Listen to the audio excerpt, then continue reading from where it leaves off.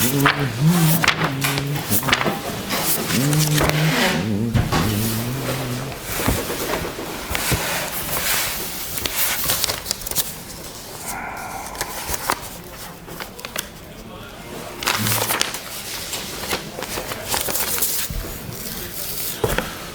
right, Rabotai. We came tonight to uncover some of the underlying messages of Parashat Vayigash. I know Parashat Vayigash is a very dramatic parasha. It's the revelation of Yosef to the brothers, and the Yosef high. And I know some of you probably wish that we talk about that part because it's very exciting and very riveting. But I must apologize because I'm actually going to speak about a very uneventful part of the parasha, a very technical part of the parasha, a pasuk that I'm sure most darshanim this week stayed clear of because there's really not too much to say, and that I'm sorry to tell you is their loss, because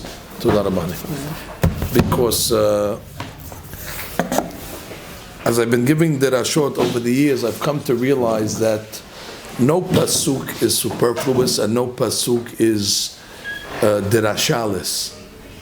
I mean, any pasuk you pick, technically, if you make the proper analysis on it, you'll be able to come up with a derasha and a practical lesson. Which really means, if you're interested in becoming darshanim one day, you'll never have to repeat anything twice. You know, of course, we always gravitate to the automatics. You know, Davi high, that's an automatic. Akedah Yitzhak, it's an automatic, and they deserve to be repeated. But technically, you could just, close your eyes and spin your finger and just point to any pasuk and make that the theme of your derasha, and you'll see that every pasuk, if it makes it to the Torah, it's instructive, and it's relevant, and it's going to be current. And tonight's a perfect example. So the Torah tells us that Yaakov has to make his way down to Egypt. I'm starting in Perek Memvav, if you have Pesukim you want to follow. So it says, Vayisa Yisrael bechol asher lo, vayavo be'er hashava. So he made a pit stop. He stopped off at Be'er Sheva. He brought some korbanot. Hakarat hatov. He found that his son was alive. The family's going to get reunited. Yaakov obviously is scared to go down to Mitzrayim. God comes to him in a marot halayla, a night vision. Yaakov, vayomer, I am God. Al tira. Al tira means, don't be afraid, I'll be with you. I'll go down with you and I'll take you out. Fine. Yaakov Be'er Sheva, so Yaakov leaves Be'er Sheva. Vayis'u b'nei Yisrael et Yaakov abihem. Now listen to this pasuk over here. The pasuk says that they transport Yaakov, ve'et tapam, and the kids and the wives, ba'agalot. Agalot is, I guess, wagons. I really don't find it too instructive to know exactly how he got down to Egypt. If he took a Cadillac or an Oldsmobile, the vehicle that transported him to me is an incidental. Would it make a difference in anybody's life if he took a boat down to Egypt, or a ferry, or a canoe, or if he took a camel? No, the Torah went out of its way to say transportation sponsored by the Agalot.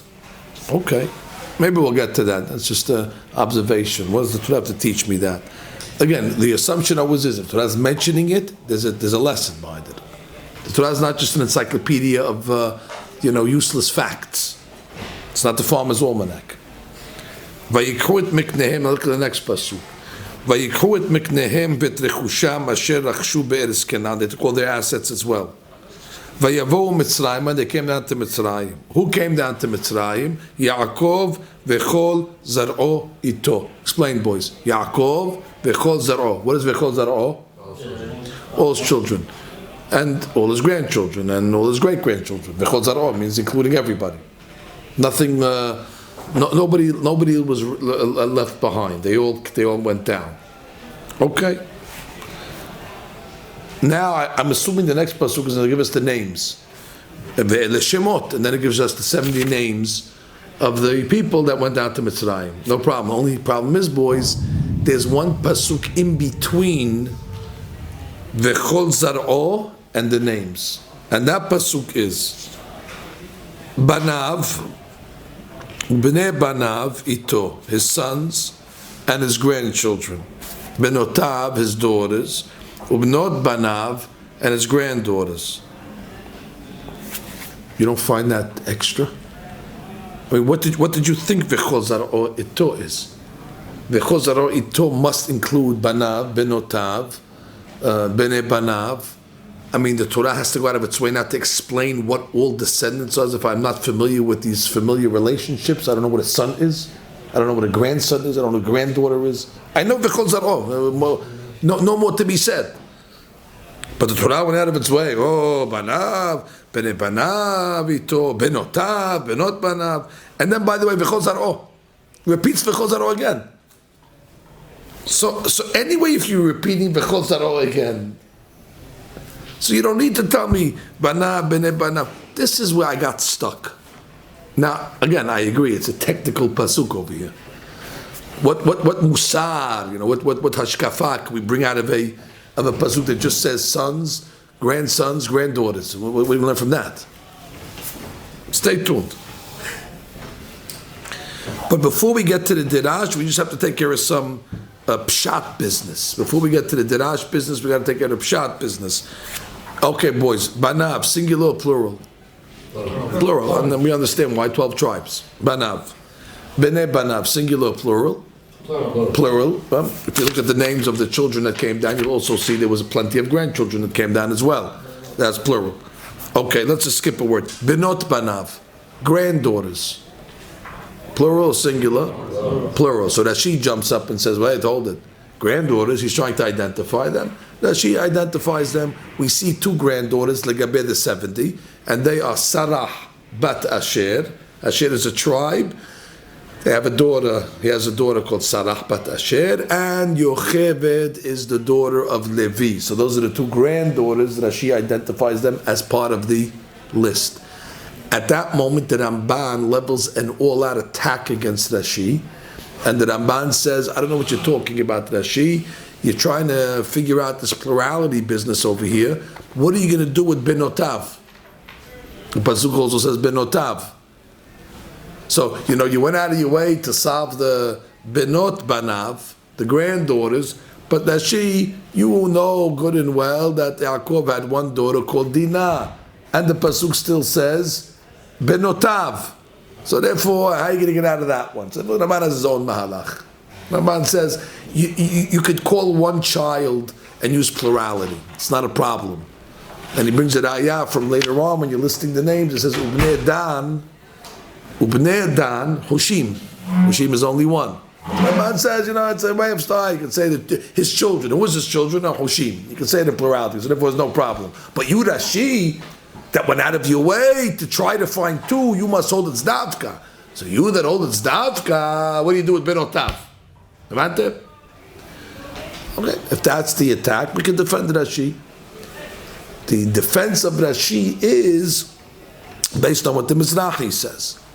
The Mizrahi writes in Parashat Vayigash, when Yaakov Abinu was told that his son Yosef was devoured by the Hayara'ah, so he fell into a perpetual mourning period, and he refused to be consoled. And the pasuk says that the children went to console him, and the pasuk writes, "Vayakumu kol banav ubnotav lenachamo." Over there it says banav ubnotav. So what are you going to do with benotav over there? So there's a midrash. Midrash says two answers how we could explain benotav.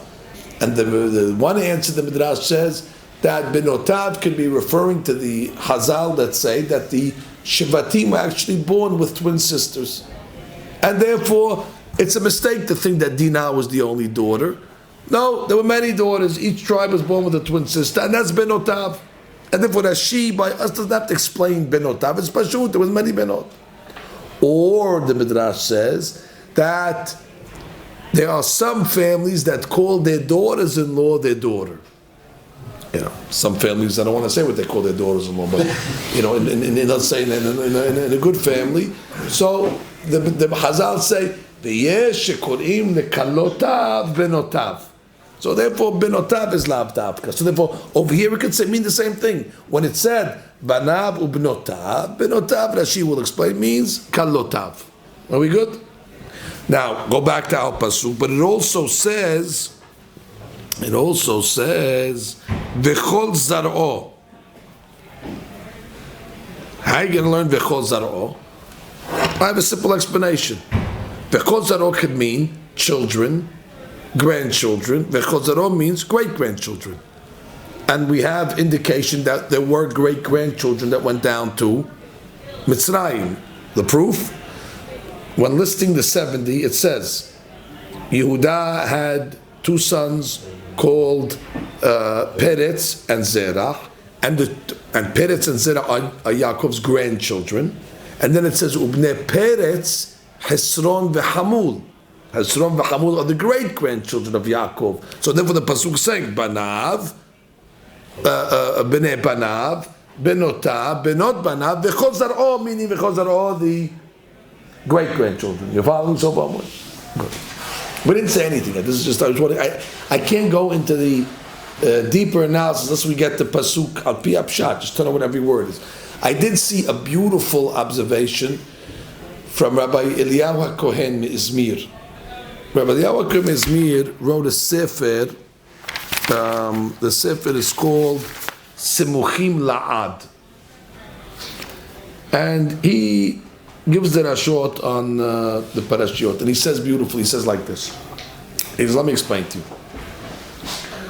We have a tradition that all of our souls were at Har Sinai. Et asher yeshno po v'et asher enenu omed imanu po hayom. Those that are with us and those that are not with us physically but here spiritually. And he says, we know that you can't come to Har Sinai unless you experience Egypt. Egypt is the preparation for Matan Torah. It's the Kura Barzel.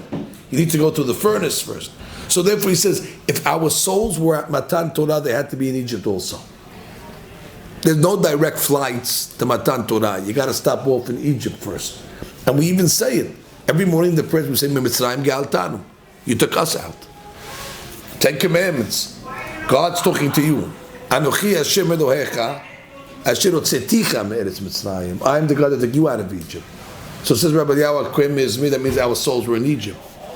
When did our souls go down to Egypt? So that's what it means in the Pasuk when it says by Yaakov, V'chol Zar'o, that Yaakov Avinu with his kavanot was able to bring down all the future neshamot that were not yet born into Klal Yisrael, but he was able to extract them from wherever they are.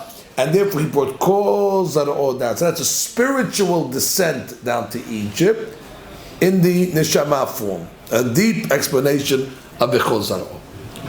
Finally, gentlemen, I want to bring to your attention what the Meshech Chochmah said on this pasuk. The Meir Simcha Kohen Medevinsk. He notices that when they went down to Egypt, it's separate seating. It's Banav Ubnei Banav, that's the boys, and then Benotav Ubnot Banav. Now you say, well, Rabbi, these are Orthodox people. They're not going to have family seating. This is an Orthodox family. Well, Rabotai, it's not a crime in the Torah to have men and women that are married together to come down together. I mean, the Torah mentions Abraham and Sarah together. It mentions Yitzhak and Rivka, and it mentions Yaakov and his 4 wives together. No isud in that. So why over here is it separating the families? So Meshech Chochmah says, because you have to know a rule. The rule is, you remember where else we saw that they separated couples? No. Very good. When they were walking onto the Teba. So it says that they put the men separate. And what do we learn from there? That they were forbidden to have marital relations on the Teba because the world was in Sa'ar. And when the world is in agony, it is not allowed to have tashmish. So says Meshech Chochmah, similarly over here, the world is in famine. And since the world is in famine, we learned the Gemara Ta'anit recently in the Daf, Asur l'shamesh mitato b'shnei re'avon. So therefore, since they were in famine, that's where the pasuk puts the men separate and the ladies separate to indicate that they follow the halacha. No marital relations. Clear? Okay. Now, gentlemen, I introduce to you the Orahim HaKadosh. It's a classic. But I cannot introduce it to you in this Chumash because this Chumash only goes up to Lech Lecha.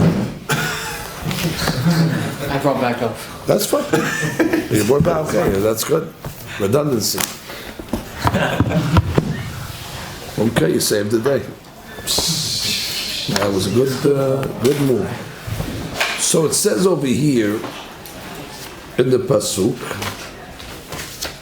Which pasuk is that? It's Orahim HaKadosh. Which pasuk? I'll tell you right now. It's going to be in Perek Mem Vav, and it's going to be pasuk Zayin. If you have the Orahim HaKadosh, you can see it inside. I'll read it. He asks our question.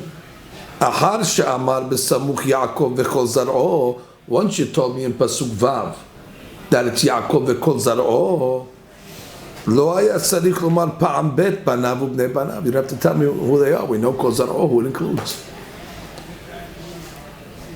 So he comes along and he says, Achen, kavanat ha'katuvu, the kavanah of the pasuk is, sheba lehodia, it's coming to indicate to us, כי יש הפרש בין בני יעקב ברידתם למצרים. יש מהם שבאו ברצונם לקבל גזירת מלך בלב שלם, ויש מהם שהיו הוכחים להתעכב מרדת לכור הברזל. Orahim HaKadosh says, and this is a very big misconception that I think people have. Most people look at Yaakov and his family going down to Mitzrayim in a positive light. Family's going to be reunited. They're going to meet up with Yosef. Yaakov is excited. He's going to see his son. Rabotai, this probably is the worst trip ever made by any family in history. This is analogous to going down to Germany in 1937 to go to the concentration camps. You're walking into the lion's mouth. Yaakov was well aware that they are now about to go to fulfill the gezerah of Avraham Abinu that was told va'abadum ve'inu. This is not a cruise. This obviously is not a pleasurable trip. You're not going to an amusement park on Chol HaMoed. This is va'abadum ve'inu otam 400 shana. They know exactly what they're walking into. They're walking into kol haben ha'yilod ha'ora tashlichuhu. They're walking into the bloodbaths that Paro will ultimately take. They're walking into Vayakutsu Mepnei Bnei Yisrael. All that anti-Semitism, all the torture, the avodat parech, that's where they're going. And they're walking into this willingly. You know, it's one thing to get stuck in Germany in 1937, but to come from America and go there like Rabbi Chanan Wasserman did, that's a different level. So give the credit to Yaakov's family, by the way. When the pasuk says V'chol zarot, they all went. Nobody stayed behind. That's a big credit to them. That none of the grandchildren said, listen, there, we know what we're going to get to. You know, we'll stay, but we'll meet you there. Start without us. No, they all went. But Orahim HaKadosh says, they all went, yes, but they didn't all go with the same attitude. They didn't all go willingly. Some went lekabel gezerat melech. There were those like Yaakov that understood this is the gezerah, as uncomfortable and as difficult as it may be, but this is what Hashem wants, and therefore we can not only accept the good, we have to accept the bad, beratzon, and therefore there were those of the family of Yaakov that went down and accepted this gezerah belev shalem. And there are others that needed it to be pulled by the collar. There were those of Yaakov's family that, I'm not going to say they went down kicking and screaming, but they were taken by force because they didn't want to go. Now, ultimately, they went. They didn't escape, but they didn't go down, whistling. What's the distinction? So he says, and I quote,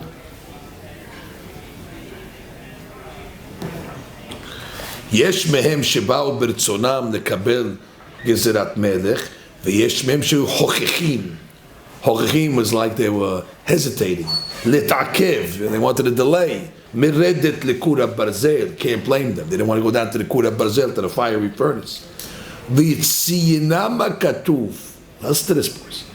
The pasuk indicates to us, מי ומי ההולכים לפרוע שטרחו בגלות מרצונם, who went willingly and who didn't. It's on the pasuk. How?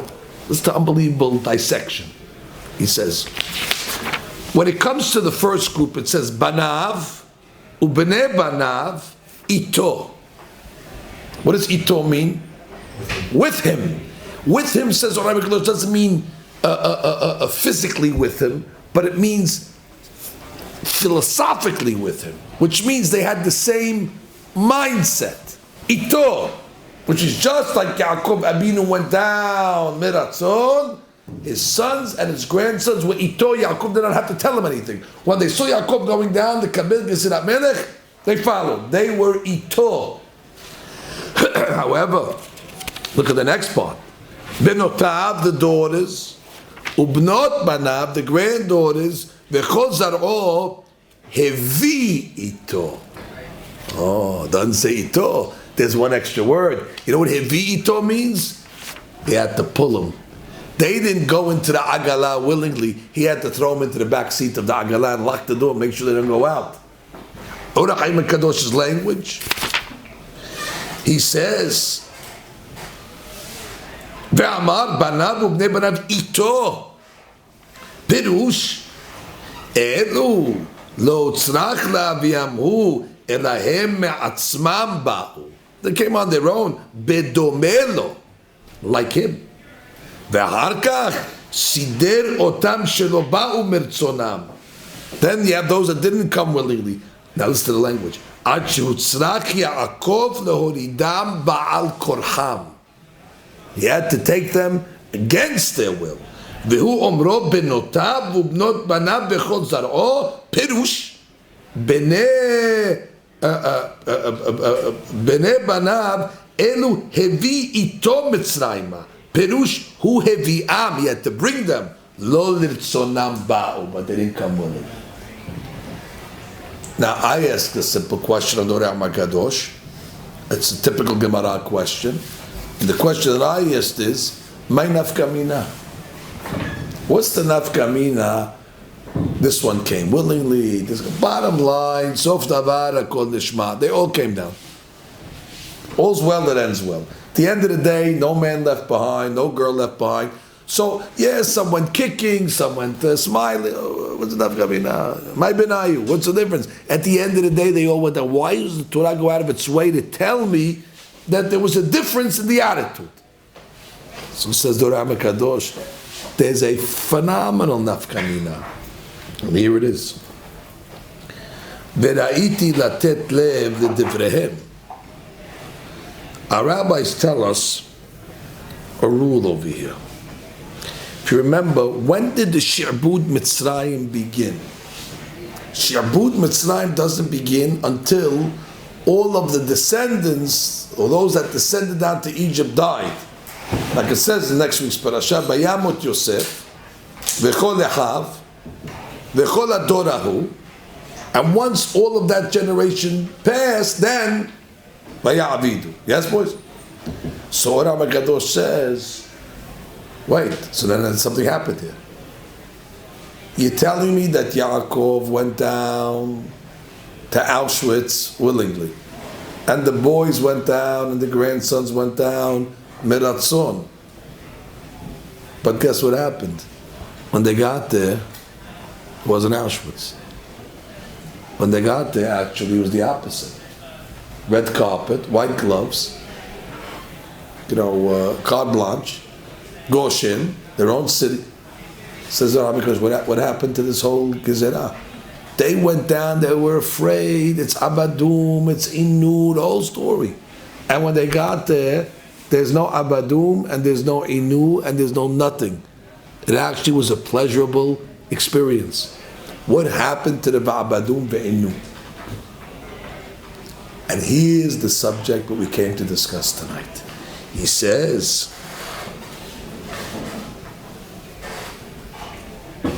Ki ulai,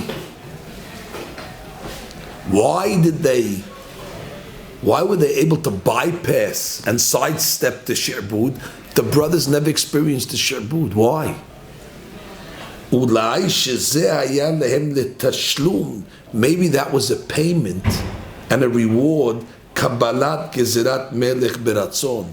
Because they accepted the gezerah beratzon, you know what happened? It went over them. Because they were willing to accept the decree of God, God said, the fact that you were accepting it willingly, without bucking it, without resisting it, it'll pass you right over. And he says, Pakam shamud. And if you're writing notes tonight, with some of you are, here's the 4 words that we came to expound. What Chaim HaKadosh talking now? Ki sama de yisure kebule. Ki sama de yisure, the antidote. I'm going to say vaccine, but that already is a trite word. This is a vaccine that works. Ki sama de yisure, the sama, the vaccine of Yisurin. Yisurin means tribulations. Yisurin means difficulties, hard times. What is the cure for Yisuri? Kibule. Kibule means accepted. So since the Shabbatim accepted it, they didn't say, hey, why us? Not fair, it's not right. They put their head down, we accept the Yisuri. Once you, What's the word? Ki sama di yisure kebule. Kebule means lekabel. Lekabel meaning accepted. So you say, they have an unbelievable cloud.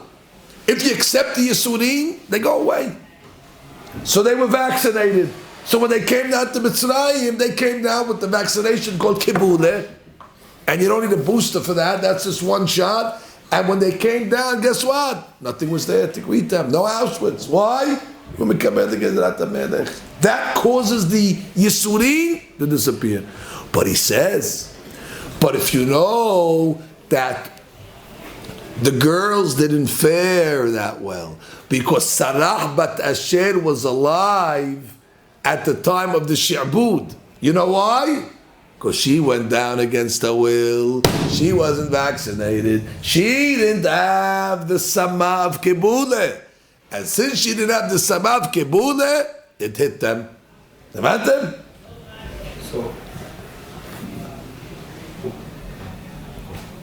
now this Orach Chaim Kadosh should. I mean, obviously nobody fell out of their chairs, so obviously it didn't have the same impact that it had on me. Delayed reaction. When I read this, it takes the time to. No, for sure, because I'll tell you the shock in this one. I never knew that there's a cure for Yisurim. I'm a rabbi. I get calls all day long with people that are going through Yisurim, and we empathize with them. Well, I'm sorry to hear. It's that Hashem, give me your name. We'll pray for you. And that's the world. Whatever we tell them. I didn't know that there's medicine for this. But the Rabbi Kadosh over here, just in one line, it says, "Oh, by the way, Samadi Yisure." When I saw those 2 words, Samadi Yisure, the cure for Yisurim. I thought Yisurim is one of those diseases that are dreaded, and Jonas Salk figured out the cure for polio, but I didn't know that there's a cure for Yisurim. Rabbi Kadosh says there is. So I said to myself, wait. With all due respect to Rav Chaim ben Attar, it was En Kamo, but shouldn't something so monumental have a mikor? I can't accept that the mikor of this is the Torah Mekadosh. With all due respect, there's hundreds and hundreds of years of Torah before the Torah Mekadosh. I started to look for the mikor. Do we have a Talmudic source for Samadi Yisure Kebule? Understand what we're about to do now, boys? I'll tell you what I saw some of the Rabbanim bring. This Gemara here. Boys, I'm going to read it to you. You tell me if you think it's a proof or not. I'm not going to tell you my opinion. You tell me if you think it's a proof or not. It's a Gemara Berachot, page 62. You forgive me, the Gemara over here is talking about something that's not so appetizing. The Gemara is talking about bathroom etiquette. In the older days, they didn't have indoor plumbing, they had outhouses. And the Gemara says they used to go in the fields, and there was shedim over there, and there was mazikim over there. So you had to behave in a certain way not to aggravate the shedim and the mazikim. So the Gemara over here says, Kabbalah the Bet HaKiseh. We have a tradition, Kabbalah is a tradition, regarding the Bet HaKiseh, how to behave. And what is that? Sini'uta v'shtikuta. Be modest and be quiet. Don't reveal yourself so much, just a minimum amount of uncovering. Be quiet and the mazikim won't bother you. So again, the tradition when it comes to Bet HaKiseh is two things. What is it? Sni'uta v'shtikuta. Kabbalah di Yisureh. Oh, we have a tradition when it comes to Yisudin. What's the tradition when it comes to Yisudin? Shtikuta u'miv'er hameh. Shtikuta means be silent, be quiet, don't complain, and pray. Yeah, you can pray to for them to go away. Here it is. And I ask our members, I don't know if any of you are studying to be lawyers, would this be, if this was admitted into court as the proof for the Orah Haim HaKadosh, would you accept it as a proof, yes or no? Why or why not? You would accept it. I mean, yeah, because it says the Shidim and Mazikim would be, I guess. Well, that's the bathroom. Yeah, I'm saying, but that would be. Well, I'm not talking about the bathroom. My point is the Yisurim part of this Gemara. I'm saying, but that was in the Yisurim. What did it say? You're saying he said remain silent.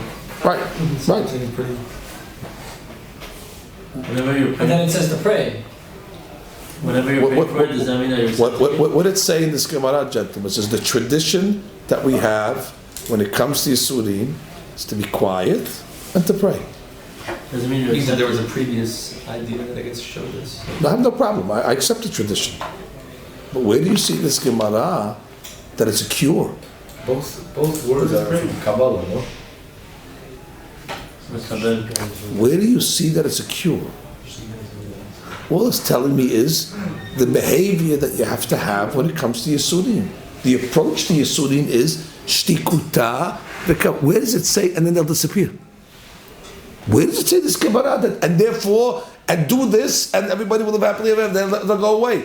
It's telling me the way you're supposed to deal with Yisurim. Listen, by the way, sometimes you tell somebody, this is how you deal with it. And the doctor says, listen, you got to do this, this, and doctor, if I do this, it's going to go away. It's not going to go away. This you have to do with it. This is your new diet. And so you can't get rid of it. But this is the way you're supposed to behave. Where does this Gemara say that it's a cure? It doesn't. So I respectfully argue that this Gemara cannot be the source for the Orah HaKadosh. Again, Rabotai, where did you see in these words? I read the words again. Kabbalah, meaning the tradition, the Yisurin, Shtikuta, the Ba'er HaMeh. Yes. he had said, I don't want to steal it. When Aaron was silent by Yidom Aharon, is it Shtika Kauda? No? So Therefore, what are you trying to prove? therefore, meaning But that's Kibuleh. Meaning Hoda'ah is to accept what Hashem's judgment or Yisurin was on you, and then come on. And they came back to love again? meaning Kauda means that when you accept something, it doesn't impact you. When there's no, it's not Yisurin if I know it's happening. It's not a big deal. So you're saying the source of it is from Vayidom Aharon. Meaning shtika and tefillah. What's tefillah? You could say the same thing. So you say, you say you accept that this is not the source. You bring me a different source from Vayidom Aharon. No, Rabbi, I'm telling you exactly what the Gemara says. Shtika, the tefillah. Oh, you stop giving me a mekor for the Gemara. You want to find me a mekor for the Gemara. Okay, I trust the Gemara as a mekor. It's a tradition. You want to say the tradition is from Vayidom Aharon? Fine, but that doesn't prove to me that it's the refuah. Okay. Imagine what refuah means. Meaning, what is it? The Orach Chaim, what is he saying? He's saying that it's refuah. It's just going to go away. Yisurin is not going to. No, sama. What's the source? Sama is a refuah. It's a cure. And he says that that's why when the brothers went down, the Yisurim were not there. Not only is it a cure, it's a preemptive. It's not the pshat that they came and they went away. They didn't even come. Everybody got Yisurim, and the brothers who accepted it willingly didn't get it because they were inoculated. How was it Yisurim if it didn't happen? The Yisurim that were imminent did not come because they were inoculated with the vaccination called Kebule. There was definitely a Yisurim that was supposed to come down the pipe. And it missed them, it didn't hit them. Why? Kebule. He's telling you, when you accept Yisurim and you have emunah and you say, "So from Borei Olam," there is a cure. Gentlemen, don't be so worried. I found the mikor. You don't have to squeeze the mikor from this Gemara. I found the mikor, an easy mikor. From where? From this Gemara.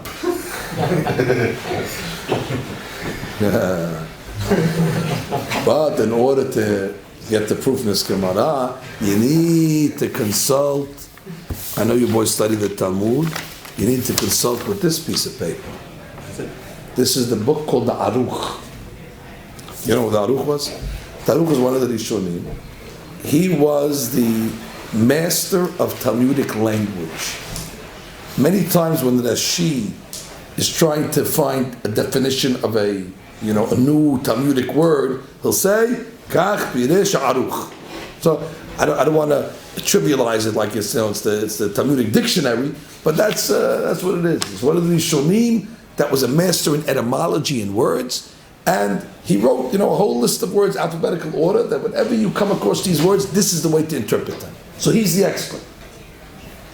He has a piece on the word Kabbalah, which I explained to you, a tradition. So he says, Kabbalah, we have that word a few times in Shas. Well, refer to Gemara Berachot, page 62.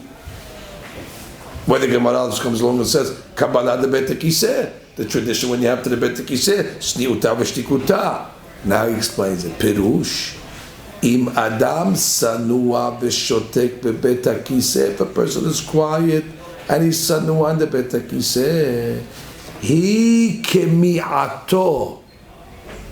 It serves as his kamiyah. Anybody know what a kamiyah is? Amulet. Yeah. An amulet, the kamiyah. You boys are young. What's an amulet? I'll tell you now. You boys are young. You never went to Rabbi Kaduri Alav Hashem. Rabbi Kaduri Alav Hashem was a big mikubal. And when we go to him with issues, he would take out his pen, his quill, with a piece of parchment, and we'd write Shemot HaKedoshim, and he would roll it up, and we'd give it to you. He'd say, put it in your pocket, put it in your, lapel, wear it on your CC. This will protect you from whatever you need. Lady needs to get pregnant. It's a kamiyah. Kamiyah, you learn Masechet Shabbat. These are amulets that have kohot to bring refuah to a person.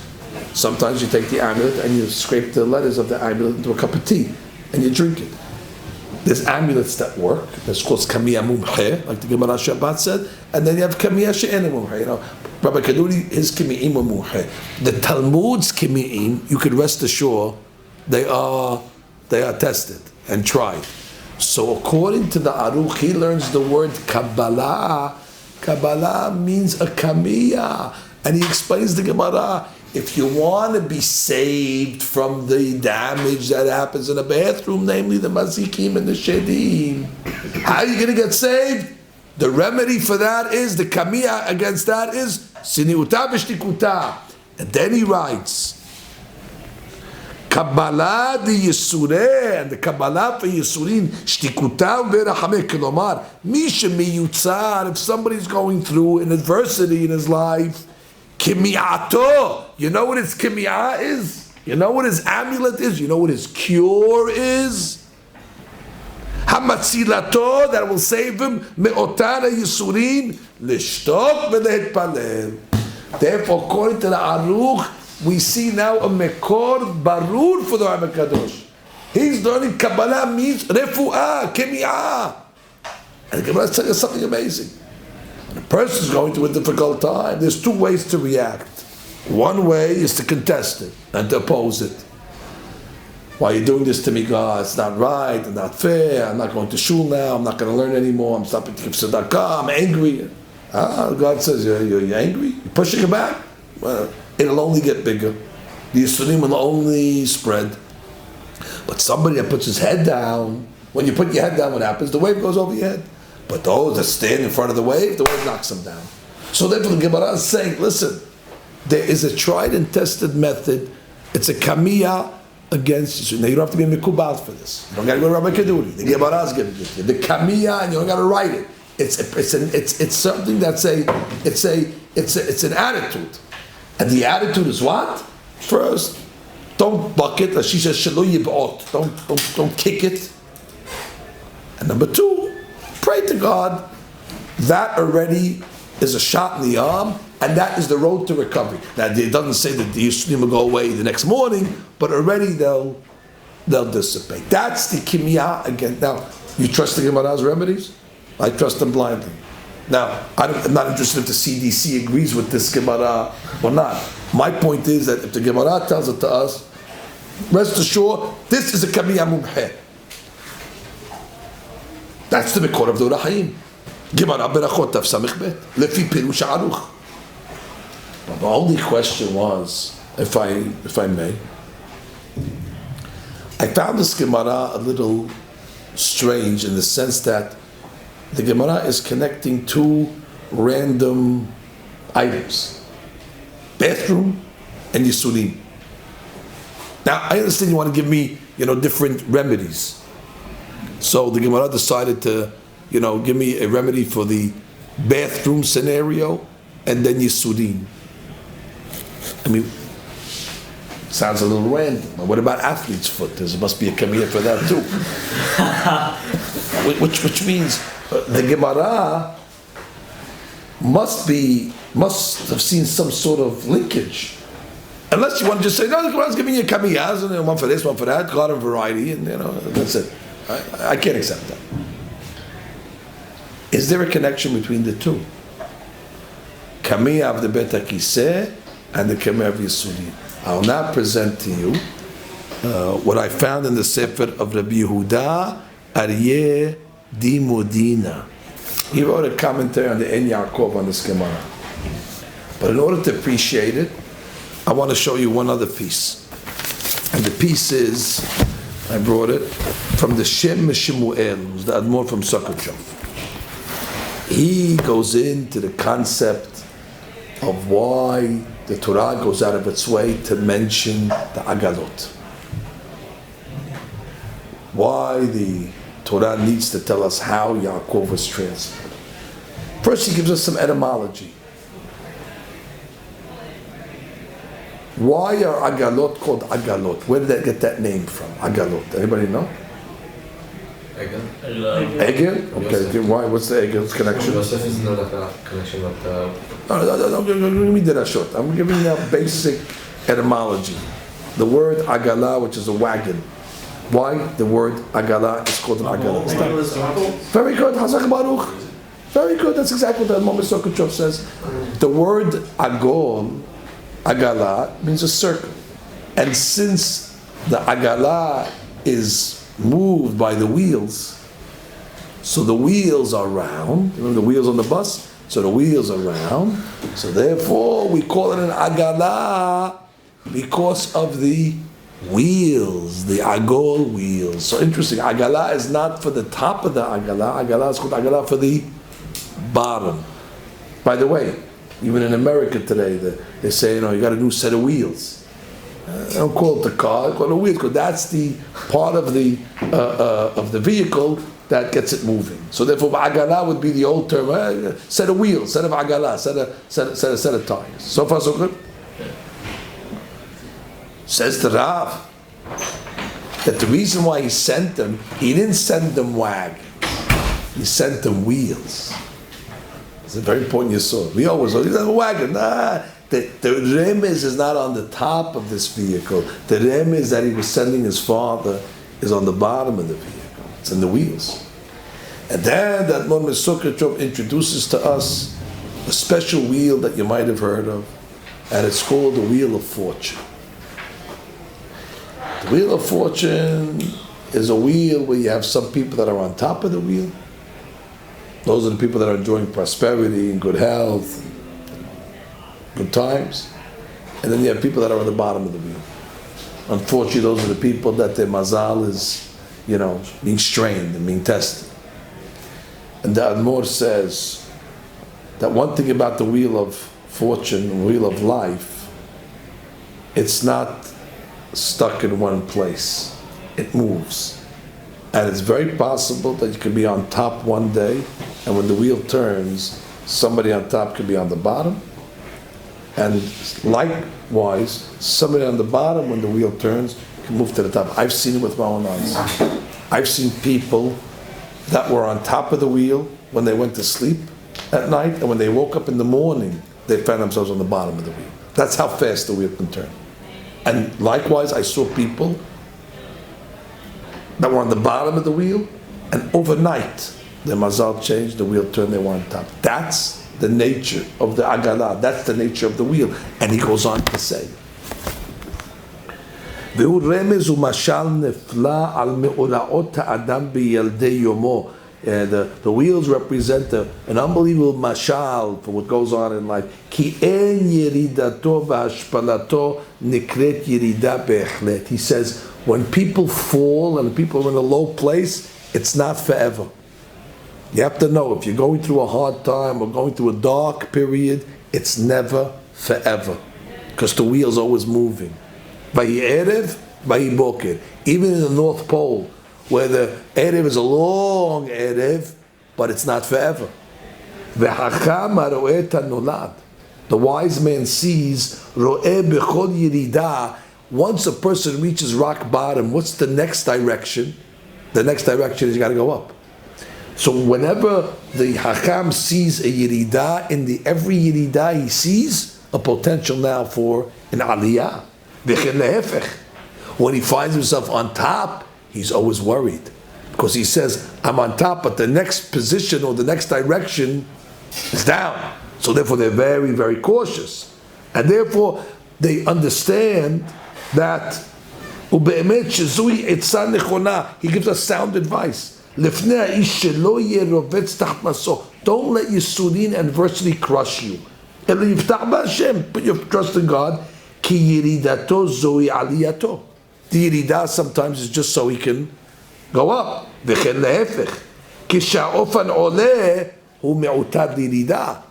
When the wheel goes up, you always keep in mind that it can go down. And that's what he was trying to tell his father. He was telling his father, Dad, you taught me this. Look at the wheels. He sent his father not a wagon, but wheels. Now the wheel of fortune is turning down. But don't worry. Even though the wheel is turning down, I'm going to go into Galut. The wheel will turn again. And from this Yiridah, we're going to have an Aliyah. So therefore, that was a comforting message that Yosef sends to his father. A message that he probably learned from his father. The lesson of the Agalah. The lesson of the turning of the wheels. Now here's the great Musar. Says Rabbi Yehuda di Modina, Ariya di Modina. Bathroom in this Gemara represents when a person is healthy. I explain.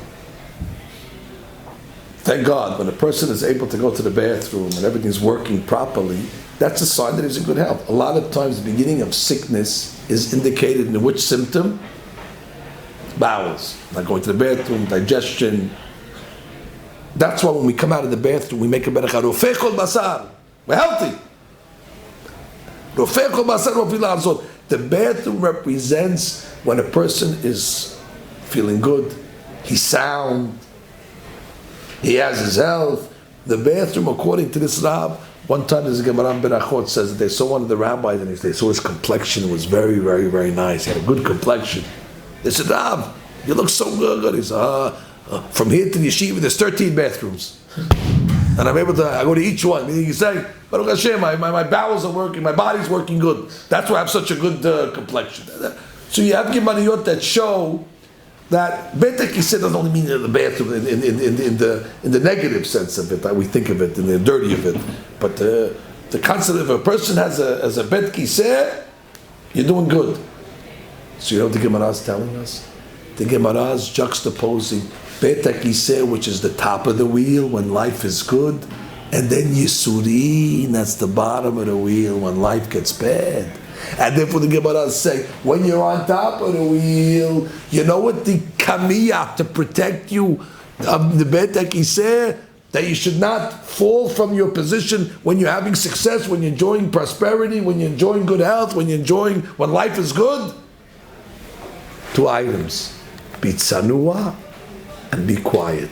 Don't brag, don't talk so much, don't be ostentatious. Shtikuta, don't talk so much, don't put it in their face, don't arouse the jealousy of others, don't arouse the ayin hara. Be tsanua. If you have, you don't have to let everybody know what you have. Cover it up, be modest, show them a little, but don't show them everything. There's no mitzvah to broadcast, no pirsumei nisa on this. Sni'uta v'shtikuta. That's the attitude that you have to have when it comes to bet kiseh, those moments of success in life.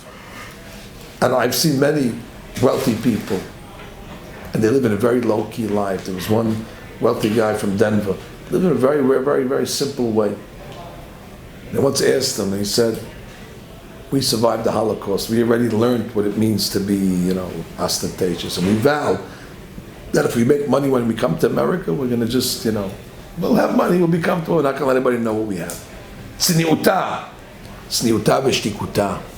And then the Gemara says, and you want to know what the cure? You want to know what the cure for Yisurin is? Shtikuta. Accept it and pray. The Gemara is giving you the solution how to remain on top and not lose your position on top, and how if you find yourself on the bottom, to move the wheel back. You have to pray to God that it should pass, but you have to pray ve'atat tzaddik al kol ha'ba'alim. You're a tzaddik. I once asked the following question: What is a bigger dilemma, boys? Why does God give us difficult times? Why does God present to us adversity? Or why does God present to us blessing? What is the real question we should have? Well, when God gives us blessing, what is our reaction? He's right. Absolutely. He knows who we are. He knows we deserve it. He's right. I concur with this. This decision is a good decision. Once already things start getting difficult, hey, what's the big idea? What are you doing? To me, the question is the opposite. We all know who we are. We all know that we're not perfect tzaddikim. The real sheila is when we get blessings, the real question is, hey, what is he doing? He knows why. What does he give me all this stuff for? When the other stuff happens, that's the stuff that we probably deserve that. But we do the opposite. When the blessings come, we come along and say, absolutely, it's correct. And when the troubles come, we say, why is this happening? It really should be the opposite. But the Gemara is saying, you know what? When the blessings come, don't talk, accept it. By the way, don't make so much noise, because you might remind them that you're not worthy of those blessings. And if you're going to start to talk too much, and be a little bit, say, hey, wait, wrong address. Why did we give it to him? And it might be a mistake.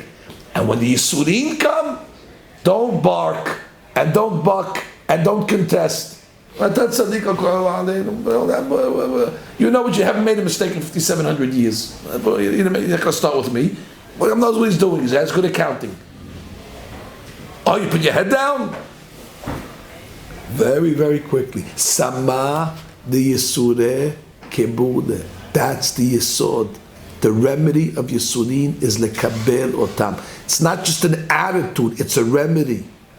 And the brothers that had that attitude of kabel Yisurin be'ahava and be'ratzon, it bypassed them. The disease never hit them. And those that didn't, they had to endure the sharbud. And that's the source of the Gemara. Kabbalah doesn't mean tradition, the Aruch says. Kabbalah means Kamiya, and that's what Yaakov Avinu was being told by his son. Look at the wheels. He sent his father, not wagons. He sent him a set of wheels in order to learn that concept that the wheel turns. And therefore Yaakov says, I know, that's what Banavu benotav ito. We came down willingly. There was once a fellow by the Kotel Ma'aravi. He was praying, and he's praying. He said, please give me a flat tire. Please give me a flat tire. Rosh Hashiva, here's this guy praying for flat tire. Never heard such a tefillah before. So he says, excuse me, I heard a lot of tefillot, but praying for a flat tire? He says, Rabbi, they told me about the wheel. I'm on top of the world now. I want a flat tire so I don't have to move. I want to stay on top. I don't want the wheel to turn. I'm happy where I am. Give me a flat tire. I want to get stuck in where I am now. I'm enjoying my life. Everything is good. Fine. The rabbi told him, no, don't pray for a flat tire. It depends on your attitude when you get the beracha. Sni'uta v'shtikuta. But unfortunately what happens when people start to get successful? Gava. Vayishman yishurun. Vayivat. Vayivat means they start to kick. They start to buck. Now they don't have to go to shul anymore. They don't got to go to learn anymore. Free, go to vacation, enjoy. But Ram says, you don't know you took the kamiyah, you threw it in the garbage. What does Borei Olam say? Push the wheel. The wheel starts to turn. Now you get to the bottom of the wheel. There's a kamiyah for that also. Just because you find yourself in a difficult place, says the Admor Misokachov, doesn't mean you're going to live there. It's only a station stop. It's not a destination. It's a temporary stop on the train, but the wheel will turn, and we have the ability, we control the wheel. The wheel is controlled by our attitude. And to me, again, where did we draw this from? Banav, Benotav, Ito, Benotav, Ubnot Banav, Vechol Zaro Hevit, from the most random pasuk in the parasha that has really nothing to do with the story. And from this pasuk already, we draw one of the most important lessons of life. The vaccine was hiding in that pasuk. The cure for all our maladies was in this little pasuk. Imagine we just skipped over it. The treasure was hiding in the least expected place. And that's my lesson to our members here tonight. You should always find yourself on top of the wheel, boys.